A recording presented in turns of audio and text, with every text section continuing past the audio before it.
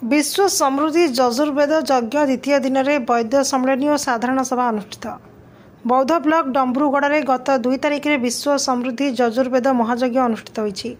यज्ञर द्वितीय दिवस में बौद्ध और सुवर्णपुर जिलार वैद्य मानक एक कर्मशाला बौद्ध जिला वैद्य संघ सभापति संतोष कुमार बारिकों सभापतित्व और संपादक कृतिवास पलिया संयोजन अनुष्ठित होईछि।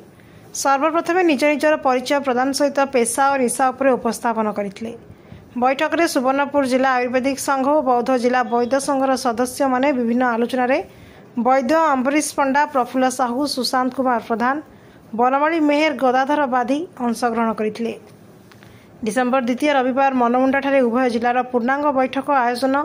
उभय जिला संघ कार्यालय औषधीय उद्यान निमंते सरकारी जमीन निमंते सरकार आवेदन और पश्चिम ओडिशा स्तरीय महासंघ गठन निमंते निष्पत्ति ग्रहण करा जायतिला।